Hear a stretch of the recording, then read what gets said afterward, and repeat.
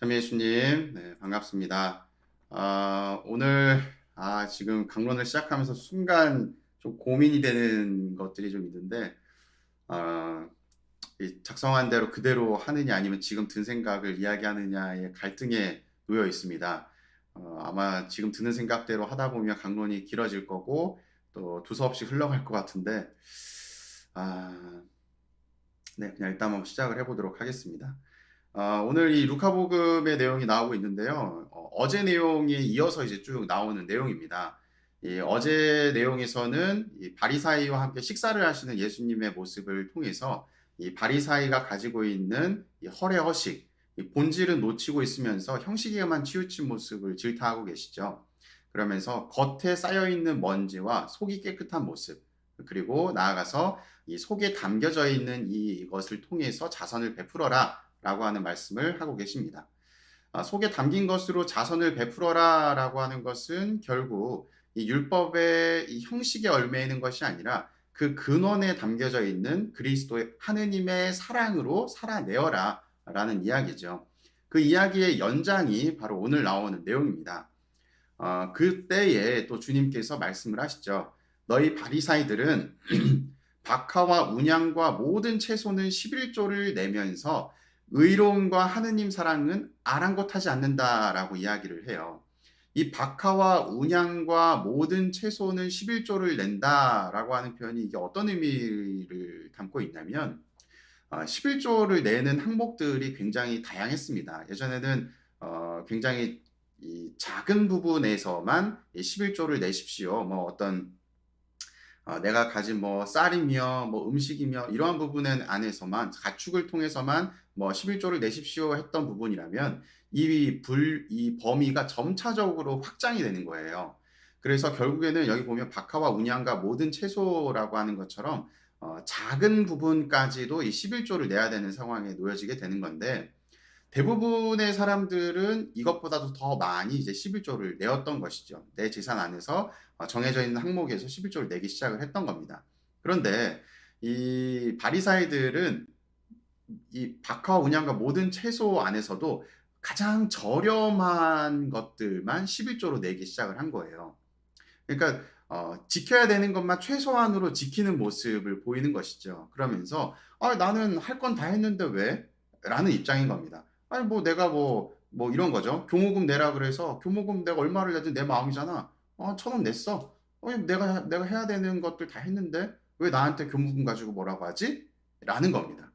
그러니까 바리사이들은 사실 뭐 지금으로 따지자면 하느님께 봉헌된 삶을 그리고 하느님의 말씀을 따라 살아야 되는 사람들인데 자신이 가진 것들을 통해서 도움이 필요한 사람들에게 자선을 베풀고 뭐 도움을 주고 이러한 행위보다도 자신들의 재산을 지키는 데에 더 급급했던 모습을 보이는 거예요. 내 거는 아깝고 내기는 너무 싫고 최소한의 것만 낸다. 이러한 얘기가 이 박하와 운양과 모든 채소는 11조를 내면서라고 하는 단어 안에 담겨져 있는 겁니다.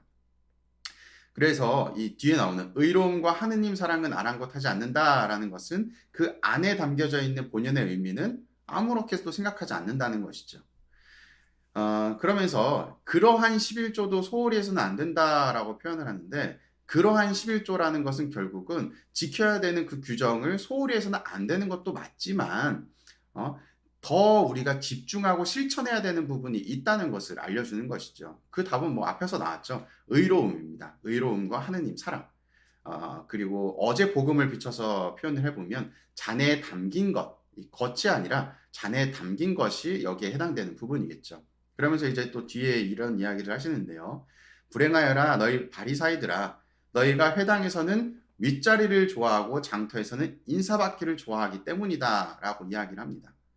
그러니까 내가 해야 되는 행위 자체는 최소한으로 하면서 그것보다도 더 많은 대우들을 받으려고 하는 바리사이들의 모습을 또한 질타를 하시는 거예요.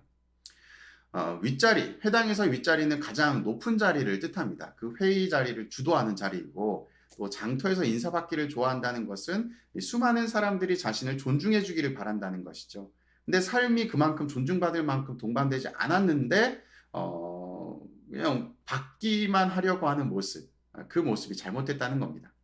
또 뒤에 나오는 또 이야기를 보면 너희가 드러나지 않는 무덤과 같기 때문이다라고 이야기를 해요. 우리는 지금 무덤이 어떻죠? 이렇게 뭐 공분을 세우거나 뭐 납골 당에 모시거나 하면서 아 여기가 무덤이구나 뭐 이렇게 비석도 세워져 있고 뭐 그러잖아요. 근데 이스라엘 사람들의 과거를 살펴보면 뭐 돈이 있는 사람들은 가족 무덤이 있어서 예수님처럼 동굴 안에 시신을 이제 모시고 그 시신이 썩으면 이제 이 뼈를 모아두는 곳에 같이 모아두면서 조상들의 뼈와 함께 이렇게 섞이도록 하는 그러한 장례 문화가 있었는데 이건 이제 돈이 있는 사람들이고 돈이 없는 사람들은 어떻게 되냐면 뭐 내가 만약에 뭐 농사를 짓는 사람이었어요. 그러면 내가 뭐 나름의 어떤 땅은 있었지만 재산이 그렇게 많지 않으면 그냥 내가 평소에 생활했었던 그 농사, 그 밭에 내 뼈를 묻습니다. 그리고 뼈를 묻게 되면 어떻게 되겠어요? 거기 안에 뭐 비석도 세우고 해야 되잖아요. 근데 그런 게 없었어요. 그냥 땅으로만 덮어두고 거기가 그냥 무덤이었던 것이죠. 그러면 사람들이 뭐 한 해, 두 해 정도는 아, 저기에 누구가 묻혀 있지라는 걸 알지만 시간이 점차 지나고 나면 거기가 무덤이었는지 길이었는지 사람들이 알지 못하게 되고 자연스럽게 그 위로 사람들이 다니게 되겠죠. 그 내용이 이제 뒤에 나오는 얘기입니다. 사람들이 그 위를 밟고 다니면서도 무덤인 줄 알지 못한다라고 하는 이야기가 바로 이 이야기예요. 그들의 어떤 이제 장례 문화 중에 하나였던 겁니다. 그리고 나서 또 다른 이야기를 또 하시는데 율법 교사 가운데 어떤 사람이 스승님, 아유 그렇게 얘기하시면 저희까지 모욕하는 거죠. 저희 그래도 잘하고 있지 않습니까? 라고 이야기를 했더니 예수님께서 오라 너네 잘 걸렸다. 너도 일로 와봐. 그러더니 너희 율법 교사들도 불행하여라. 너희가 힘겨운 짐을 사람들에게 지워놓고 너희 자신들은 그 짐에 손가락 하나 대려고 하지 않기 때문이다. 라고 이야기를 해요. 율법 교사라고 하는 사람들은 율법을 가르치는 사람들이죠. 율법을 가르칠 때 어떻게 하겠어요? 아, 이런 거 그냥 뭐 안 지켜도 돼. 라고 가르치는 율법 교사는 없겠죠. 너희들 이런 거 중요하고 이것도 중요하고 이것도 중요하고 다 중요해. 그러니까 잘 지켜야 돼. 라고 하면서 가르칠 겁니다. 그러니 이 가르침이라고 하는 것 자체가 율법인데 율법을 지키라고 사람들에게 짐을 지어주는 꼴인 거예요. 그래서 예수님께서는 율법 교사들에게 이야기하는 겁니다. 너네들 잘못됐잖아. 이 잔의 겉과 속 뭐가 중요한지 이 속이 중요하다라고 하는 걸 가르쳐야 되는데 너희들이 율법을 제대로 알지 못하니까 겉이 중요하다고 알려주고 있잖아. 라고 호통을 치시는 겁니다. 그래서 힘겨운 짐을 사람들에게 지워놓고 그들 자신은 자신들이 할 임무는 이제 끝났다고 생각을 하는 거죠. 그들이 해야 되는 임무는 뭐예요? 율법을 가르치는 임무인 거예요. 나는 가르쳤으니까 이제 끝이에요. 그 사람들이 지키든 말든 난 몰라. 짐을 지워놓고 나 몰라라 하는 꼴. 그 모습을 예수님께서 또 질타를 하시는 겁니다. 그래서 오늘 복음을 쭉 이제 설명을 해보면 바리사이들이나 율법 교사들 이런 사람들이 더 오히려 솔선수범해서 이 율법을 잘 지키고 또 율법에 본연이 담고 있는 의미를 발견해서 사람들에게 알려주어야 되는데 그들 스스로가 오히려 더 지키지 않고 발견하지 못하는 모습을 보이고 있는 것이죠. 이 얘기가 우리에게는 어떤 의미가 있을까요? 여러분들은 아마 이 이야기를 들으시면서 아유 그래 나는 바리사이도 아니고 율법교사도 아니야. 그 사람들은 다른 사람들이지 하면서 생각하실지 모르겠어요. 하지만 가만히 생각해 보면 이 시대의 바리사이와 율법학자들은 다른 사람이 아니라 바로 나일 수도 있겠다라는 생각을 하시게 될 겁니다. 왜냐하면 한번 생각을 해보세요. 여러분들의 삶 안에서 신앙생활을 하다 보면 주변에 이제 뭐 새로운 이 신앙인들을 만나거나 아니면 주변의 신앙인들 만나면 분명 이런저런 이야기 할 겁니다. 아유, 요즘에 성당에서 뭐 이러네 저러네. 저 봉사단체는 나는 누구 신부님한테 이런 봉사 제대로 배웠는데 저렇게 하면 안 돼. 저거 잘못된 거야. 혹은 내가 신앙생활 오래 해보니까 저렇게 신앙생활을 하면 안 되지. 이런 게 올바른 길이지. 옛날에 신앙생활은 어땠는 줄 알아? 하는 행태.